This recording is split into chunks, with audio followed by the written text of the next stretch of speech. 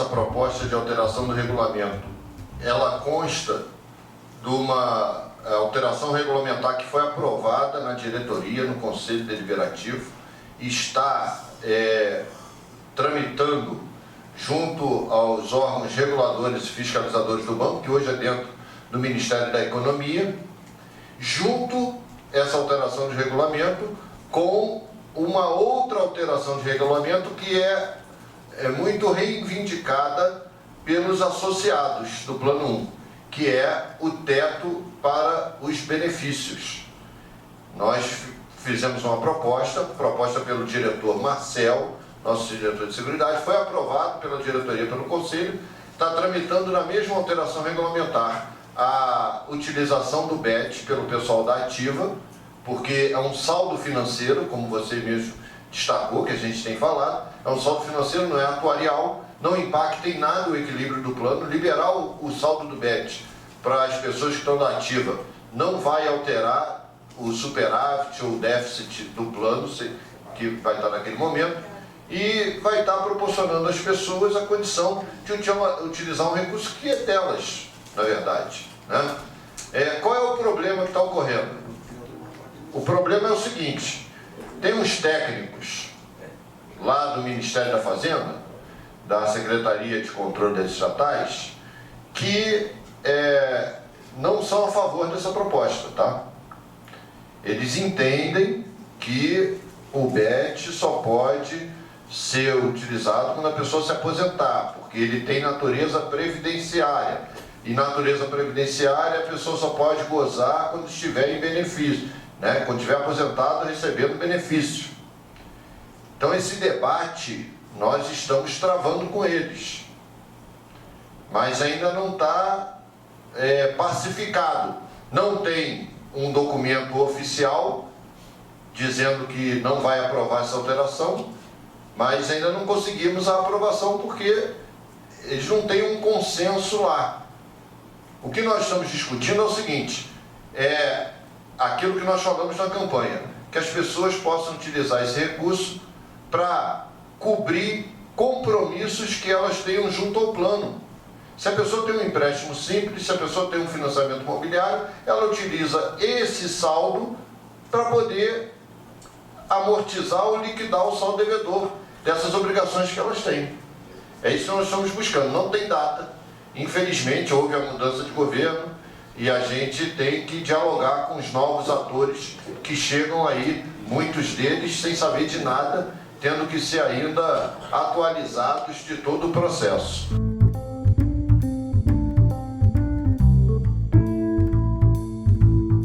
Essa resolução, primeiro, a gente tem que saber o seguinte: ela é orientadora para as empresas estatais que patrocinam planos de benefícios em fundos de pensão fechados.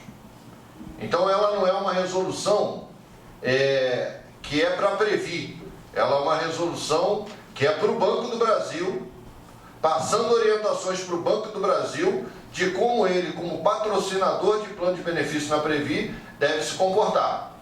Então, ela tem possibilidades de efeitos no plano 1 e no plano Previ Futuro diferenciados. No plano 1, o que mais se destaca, tem uma relação, se vocês lerem a resolução, tem uma relação de medidas que o patrocinador tem que propor de alterações no regulamento dos planos de benefício definido, como é o caso do plano 1. Daquela relação, se vocês forem ler uma a uma daquelas 8 propostas de alteração, a Previ já pratica praticamente todas. Tem uma que é a orientação número 4, que é essa que eu acabei de falar com vocês, que está sendo encaminhada na proposta de alteração de regulamento, que é o estabelecimento do teto de benefício. Essa é uma. Tem outra, as outras, se a gente for ver, não pode ter reajuste de benefício baseado no reajuste do pessoal da Ativa. O nosso já não é desde 98, desde 24 de dezembro de 97. Tem que criar um benefício hipotético para poder abater do complemento, para não usar o benefício do regime geral de previdência. Nós já temos. A parcela Previ foi criada na mesma época. E assim vai. Eu não vou enumerar aqui para não ficar tomando muito tempo. Agora, tem no Previ Futuro ela tem outras ameaças, porque diz que plano novo em empresa estatal só pode ser de contribuição definida. Ou seja, se tiver plano de benefício definido, aberto a novas filiações, eles dizem que tem que fechar. O nosso já está fechado, desde 97. Mas diz que novos planos só se for contribuição definida. Ou seja, não pode mais ter planos como o plano Previ Futuro. O nosso plano Previ Futuro ele é de contribuição variável. Porque quando a pessoa acumula na ativa, ela acumula um saldo de conta no seu nome. Mas quando ela se aposenta, aquele recurso vai para um fundo mútuo, que é de responsabilidade dos associados, mas também é responsabilidade da empresa. Isso que o governo não quer que as empresas assumam de responsabilidade. E uma outra questão, que aí sim diz respeito à relação do banco com a Previ, que é muito preocupante, e a Paula até tocou no início, que é uma observância que eles determinam para as direções das empresas estatais, que é a cada 2 anos, no mínimo, analisar sob o princípio da economicidade a gestão dos planos de benefícios que eles estão patrocinando. Só que a resolução não diz qual é o conceito de economicidade. O que é economicidade? Se a direção do banco entender que o plano da Previ a gestão da Previ não representa ou não está enquadrado dentro do princípio da economicidade, que não está em lugar nenhum esse conceito, ela formar um conceito e ela decidir que nós não estamos enquadrados nesse conceito, a resolução diz que a direção da empresa tem que propor para o Conselho de Administração uma decisão de transferir a gestão dos planos de benefícios. Então, pode ocorrer uma situação de a direção do banco propor retirar o plano 1 da gestão da Previ e passar para uma outra instituição. Pela resolução, pode vir uma proposta dessa. Agora, dentro da Previ, nós temos uma governança paritária. Qualquer proposta, e a resolução diz isso, que qualquer proposta tem que passar pela governança das entidades, vai encontrar lá representantes dos associados para fazer esse debate.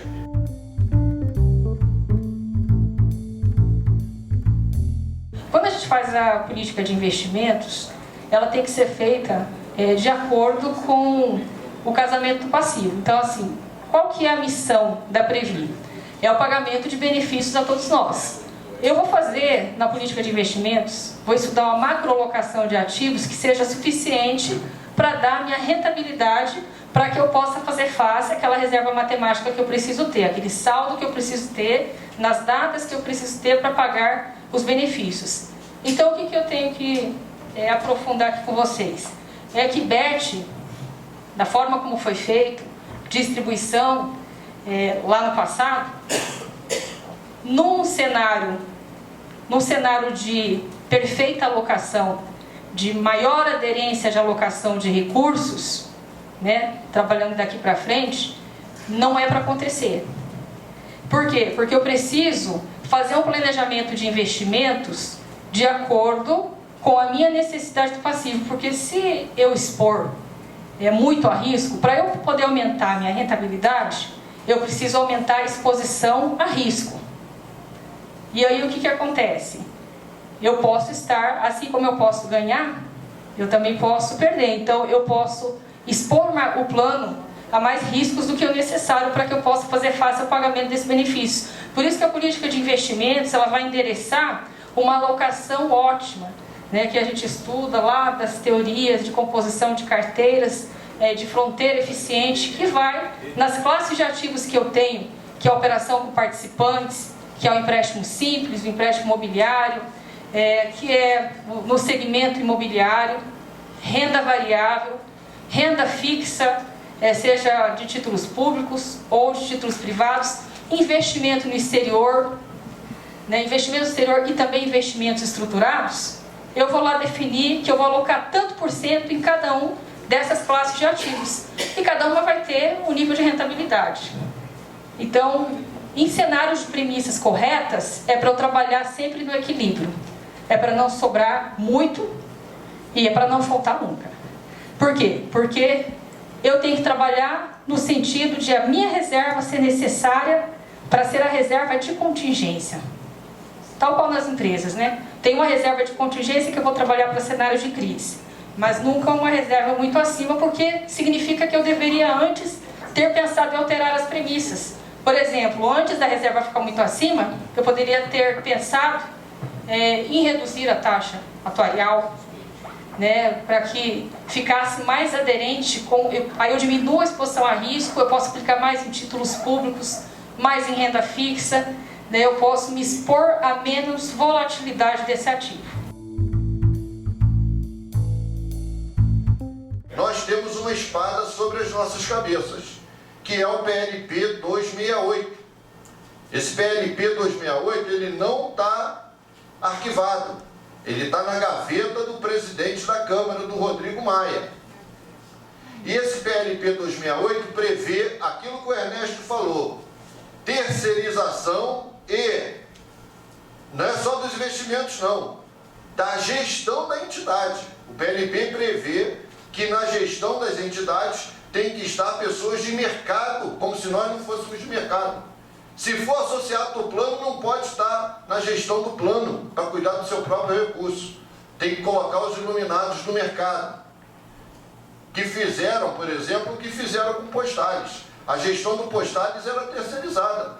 Era um banco aí, o Banco de Nova York, BNY Mellon, para vocês terem uma ideia.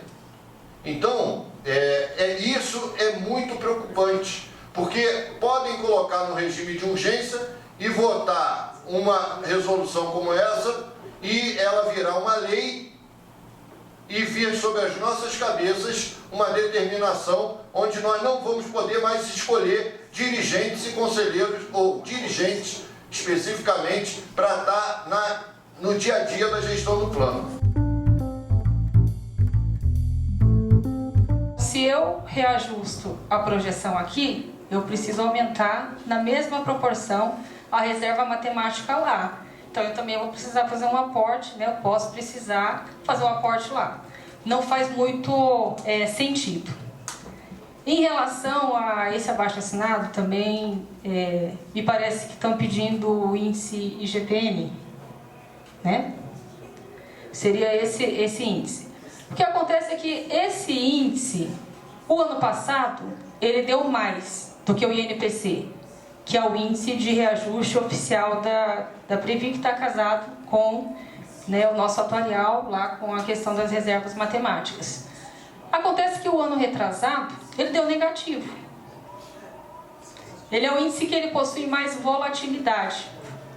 Então, o que acontece é que, se decidisse por alterar o índice, quando ele der negativo, e coisa que, né, ele descasa bastante do INPC, então a gente teria uma outra realidade. Inclusive, às vezes com a volatilidade para cima, também eu tenho que corrigir, porque aí eu vou ter que casar com as reservas matemáticas lá, com o atuarial, ter que mudar, né, o índice do atuarial. Eu também teria uma volatilidade nas reservas matemáticas.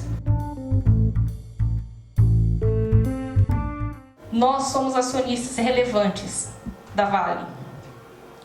Nós temos o dever de diligência e a responsabilidade de cobrarmos as apurações, cobrarmos de forma contundente as apurações para que os culpados, né, por qualquer lapso, sejam punidos.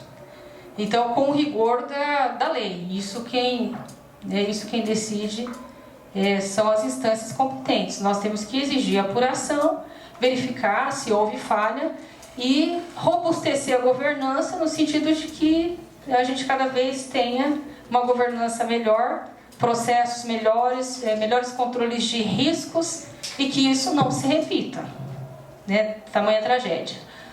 Tem a questão humanitária, nós temos que exigir apuração e exigir também exigir que seja dada essa atenção imediata às vítimas da tragédia. E aí, o terceiro ponto é que nós somos acionistas relevantes. Nós temos que torcer para que o ativo se recupere. A Vale passou recentemente por todo um novo acordo de acionistas e também foi o ano passado que ela passou a fazer parte da B3. Ou seja, ela entrou no novo mercado e ela foi listada entre as empresas com maior nível de governança corporativa. Então, desde Mariana para cá, a gente percebe que existe um movimento que vem sendo feito no sentido de elevar os seus padrões de governança corporativa. E isso foi consignado ali na sua entrada no novo mercado. O que precisa fazer é intensificar esse movimento, né? Então, dado o acontecido, precisamos ser vigilantes e cobrar, né? Cobrar como acionistas relevantes de forma bastante contundente essa melhora constante nos níveis de governança.